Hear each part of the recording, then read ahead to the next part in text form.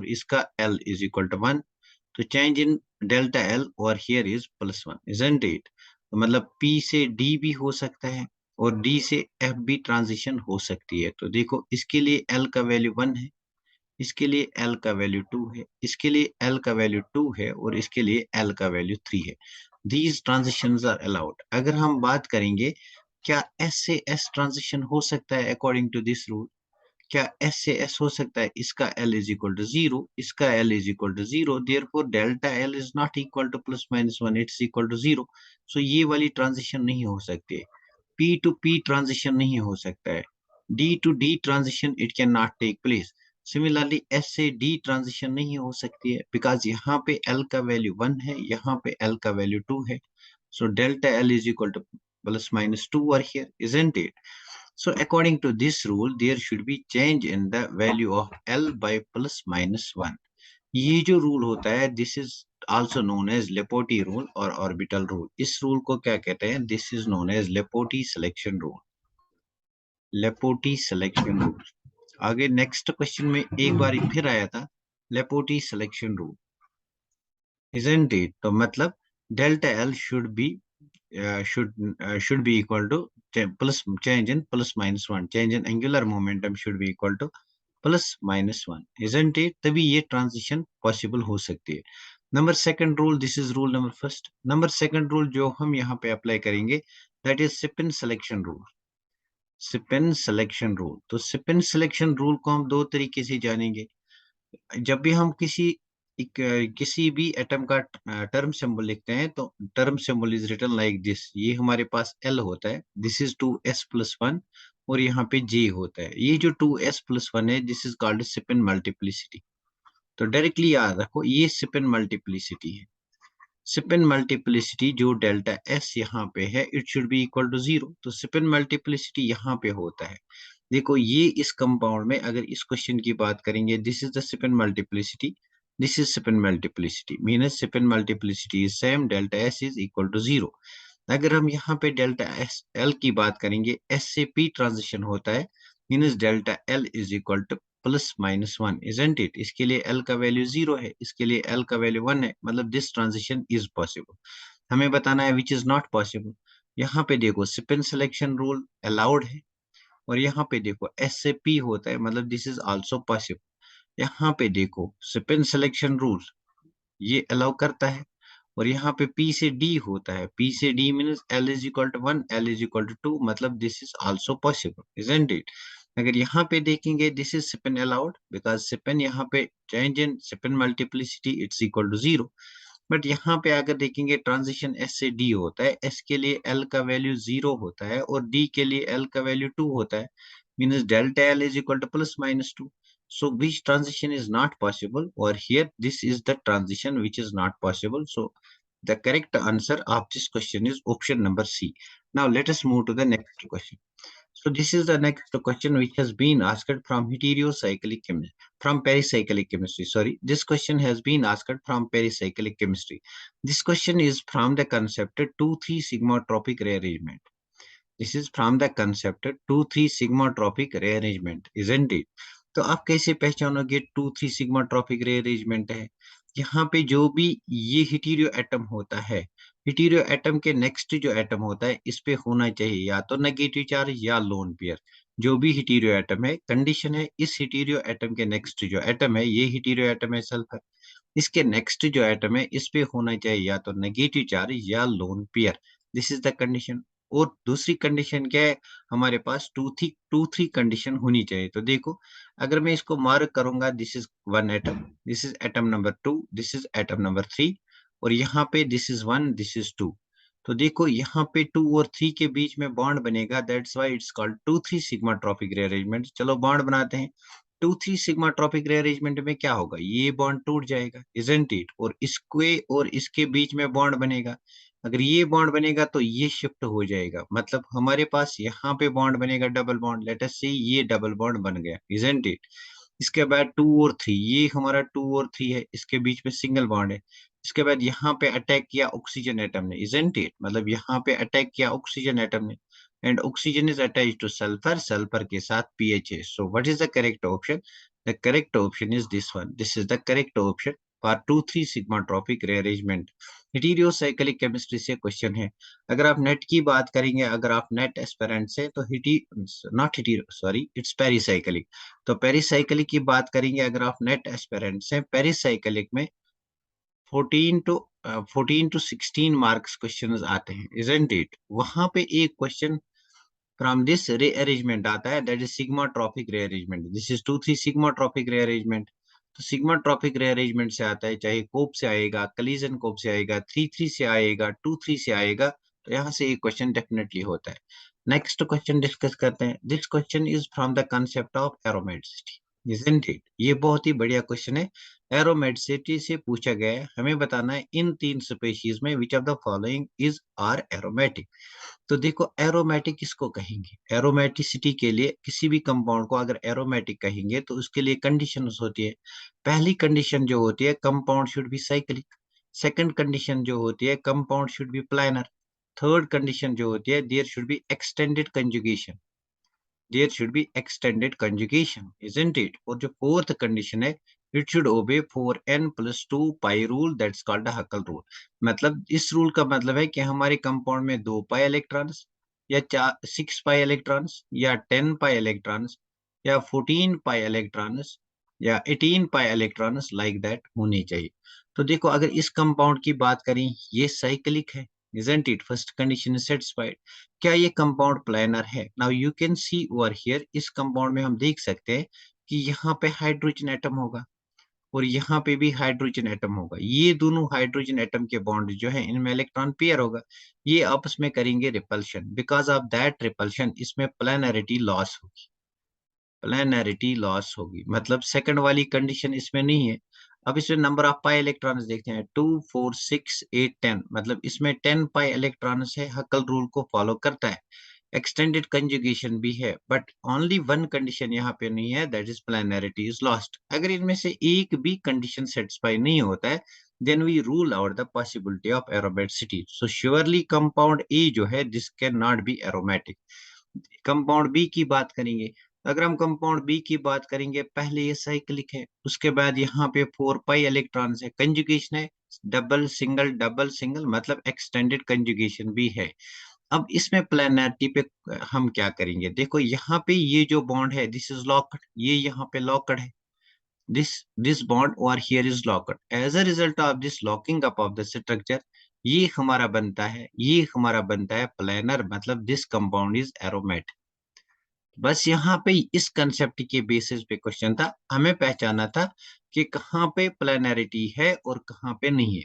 अब compound third पे आते हैं. देखो, ये साइक्लिक है, यहाँ पे कंजुगेशन भी है, और यहाँ पे कितने इलेक्ट्रॉन्स हैं? 10 pi electrons, 4n pi electrons, मतलब 10 पाई इलेक्ट्रॉन्स हैं. और इस कंपाउंड में प्लानरिटी भी है. मतलब हमारा करेक्ट आंसर क्या होगा? Option number B and C are correct answers. These two are aromatic. तो नेक्स्ट क्वेश्चन पे जाते हैं. सो ये question, this question has been asked from coordination chemistry, from the concept SN1CB mechanism. SN1CB mechanism NET का previous year question है.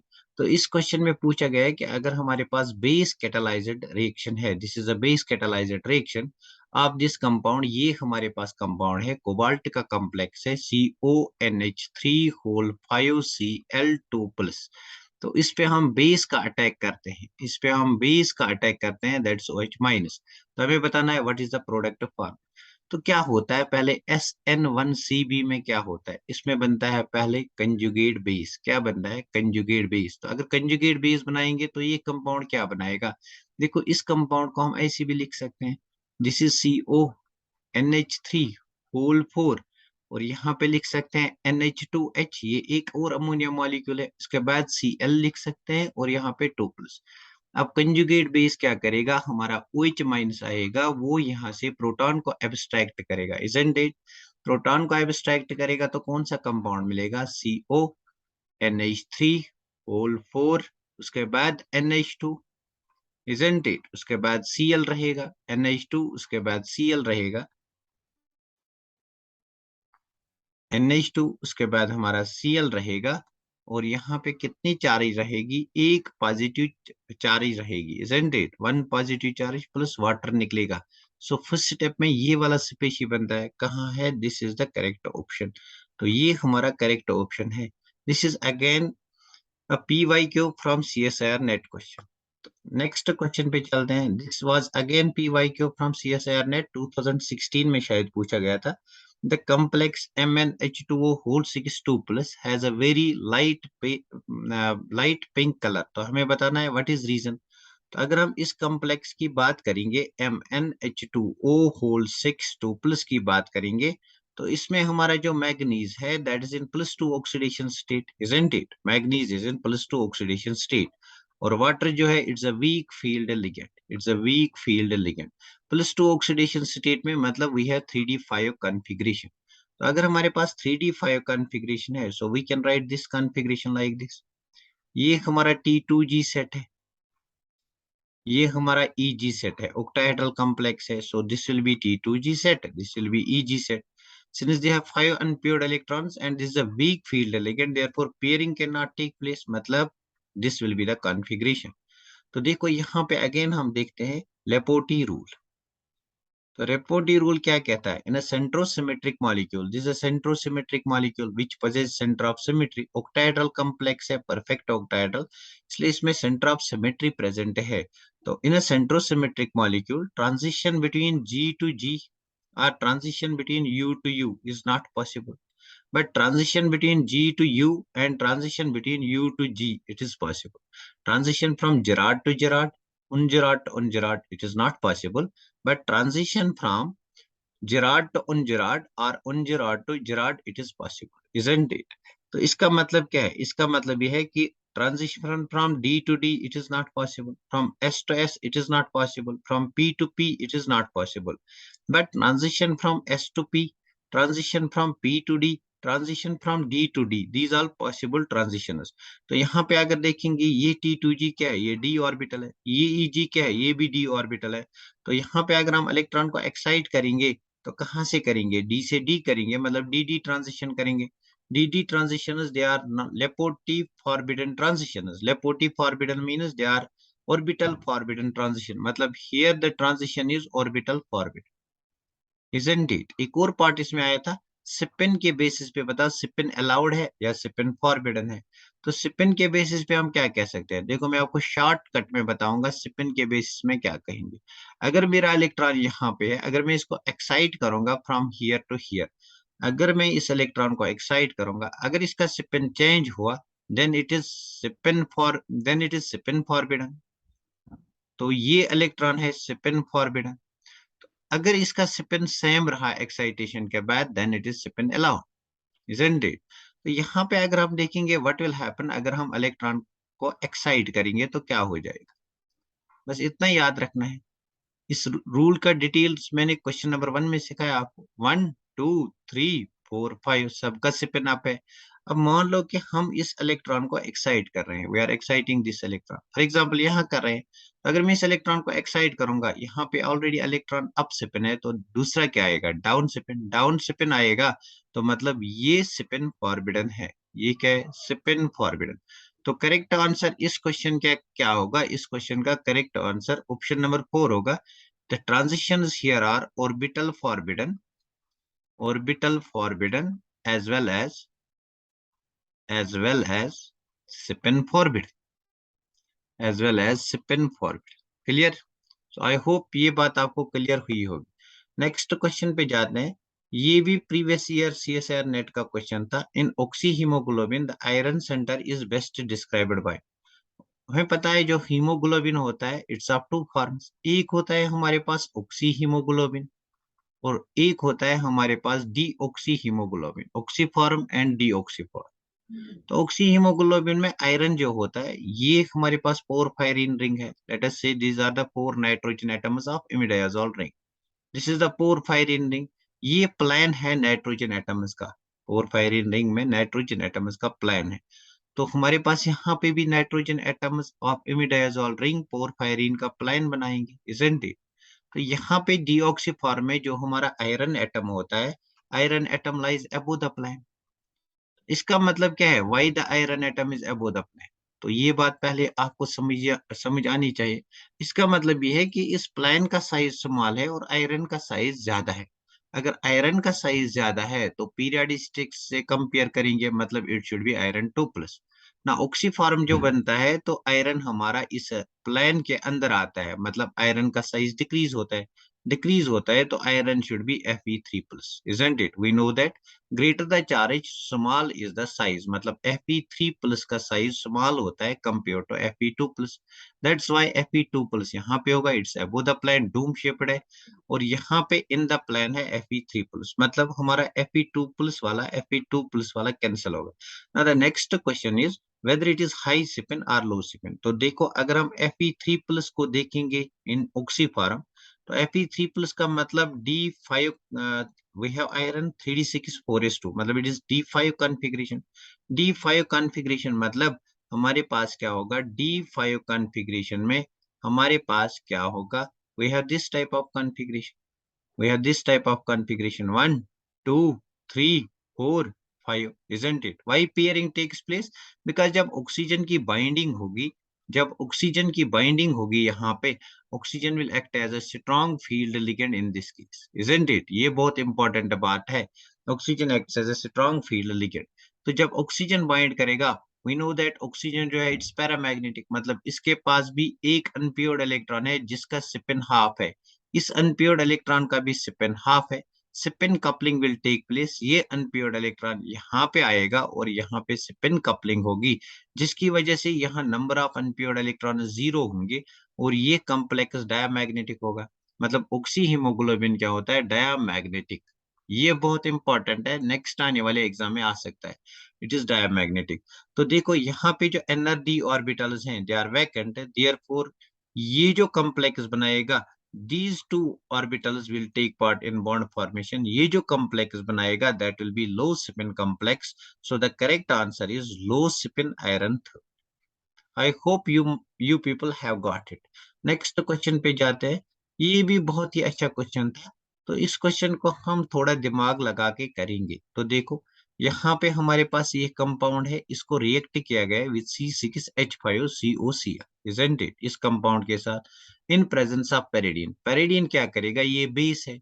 तो base का काम क्या होता है, बेस एब्स्ट्रैक्ट्स अ प्रोटॉन। कौन सा प्रोटॉन, एसिडिक प्रोटॉन। तो मतलब बेस इस प्रोटॉन को खा जाएगा, इस प्रोटॉन को खा जाएगा, यहाँ पे आएगी नेगेटिव चार्ज। तो फर्स्ट स्टेप में क्या बनेगा, फर्स्ट स्टेप में हमारे पास ऑक्सीजन पे आएगी नेगेटिव चार्ज, पेरिडीन का काम खत्म हुआ, और यहाँ पे हमारा डबल बॉन्ड O है, यहाँ पे CH3 है। अब ये वाला negatively charged oxygen atom attack करेगा किस पे, C6H5C डबल बॉन्ड OCl पे। तो देखो कैसे अटैक करेगा, ये अटैक करेगा इस कार्बोनिल पे, ये बॉन्ड ब्रेक होगा, फिर ये बॉन्ड वापस आएगा और ये क्लोरीन निकलेगा, isn't it? तो मतलब हमारे पास जो नेक्स्ट कंपाउंड बनेगा, that is this type of compound, ये वाला कंपाउंड बनेगा। यहाँ पे हमारा ऑक्सीजन एटम था, इस ऑक्सीजन एटम ने कार्बन पे अटैक किया, ये कार्बन है, इस कार्बन के पास हमारे पास सी डबल बॉन्ड O है। लेट अस से ये हमारे पास सी डबल बॉन्ड O है, 1 मिनट। लेट अस से ये हमारे पास सी डबल बॉन्ड O है, isn't it? ये हमारे पास सी डबल बॉन्ड O है और इसके साथ अटैच है C6H5, isn't it? यहाँ पे हमारा C डबल बॉन्ड O है, इसके साथ अटैच है CH3। इस CH3 को मैं लिखूंगा CH2 एंड H। वाई, अभी पता चलेगा। तो देखो नेक्स्ट स्टेप में हम फिर इस स्टेप का काम खत्म हुआ, नेक्स्ट स्टेप में फिर बेस ऐड करते हैं। बेस ऐड करते हैं मतलब OH माइनस ऐड करते हैं। अब OH माइनस का काम क्या होगा, जहां पे भी बेस होगा इसका काम होता है एसिडिक प्रोटॉन रिमूव करना। यहाँ पे ये एक प्रोटॉन लगता है, दिस इज एसिडिक, बिकॉज अगर यहाँ से इस प्रोटॉन को खा जाएगा, यहाँ पे आएगी negative charge, that will be in conjugation, मतलब ये इस प्रोटॉन को खा जाएगा और यहाँ पे आएगी नेगेटिव चार्ज, isn't it? तो दिस इज वेरी इजी। यहाँ पे है हमारा डबल बॉन्ड O, यहाँ पे बनेगा CH2 माइनस, और यहाँ पे हमारा ऑक्सीजन एटम है, this is attached to double bond O, यहाँ पे PH है। C6H5 के बदले मैंने यहाँ पे PH लिखा, isn't it? अब देखो अब क्या हो सकता है, अब ये वाला नेगेटिव चार्ज इस कार्बोनिल पे अटैक करेगा, ये बॉन्ड टूट जाएगा, फिर वापस आएगा और ये बॉन्ड यहाँ टूट जाएगा। तो देखो क्या होगा, हमारे पास जो स्पेशी बनेगी that is this type of species. यहाँ पे हमारा O माइनस बनेगा, यहाँ पे डबल बॉन्ड O है, उसके बाद CH2 है, ये CH2 है, इसने अटैक किया कार्बोनिल पे, यहाँ पे डबल बॉन्ड O और यहाँ पे पीएच है। अब नेक्स्ट स्टेप में वर्कआउट हो जाएगा, मतलब H प्लस से रिएक्शन हो जाएगी और हमारा प्रोडक्ट मिलेगा। प्रोडक्ट क्या मिलेगा? This will be the product of the reaction. तो करेक्ट ऑप्शन ये वाला होगा, करेक्ट ऑप्शन ये वाला होगा, this is the product of the reaction. So in my opinion this is the correct product of the reaction. Next question पे चलते हैं। So these are the questions I have discussed over here. हाँ,